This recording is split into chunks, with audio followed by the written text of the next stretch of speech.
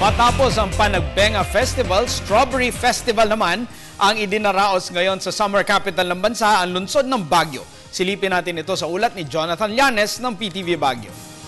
Makaraan ng isang buwang pagdaraos ng Panagbenga sa lungsod ng Baguio, kasalukuyan namang isinasagawa ngayon ang 2013 Strawberry Festival sa La Trinidad, Benguet, na kilala bilang isa sa mga tourist destinations ng lalawigan. Ayon kay Mayor Greg Abalos, bagamat hindi muling sasagawa ng munisipyo ang paggawa ng strawberry shortcake, katatampukan naman ng Agro-Industrial Trade Fair at cultural performances ang festival sa taong ito. Taong 2007 na makuha ng La Trinidad ang Guinness Book of World Records sa paglikha ng pinakamalaking strawberry shortcake sa buong mundo. Inamin ng punong ehekutibo na malayo pa ang pagdadaanan ng La Trinidad upang mapantayan ng Panagbenga.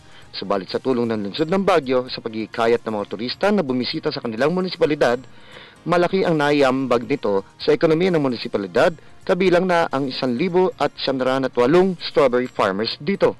We are opening our municipality to everyone.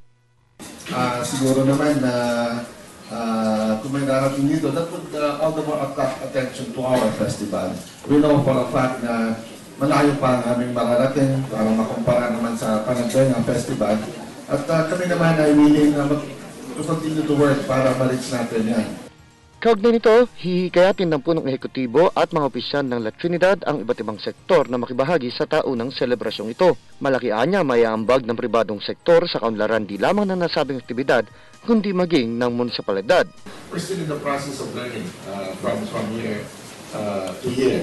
And therefore, I would like to really, we have not actually, to tell you the truth, we have not actually maximized the help of our friends from the private sector, so that they'll be totally involved. That is something that we are looking forward to as the years come, and we'd like them to really be part of it one way or the other, and we know that that will come in due time. Mula sa La Trinidad, Benguet at para sa Telebisyon ng Bayan, Jonathan Llanes.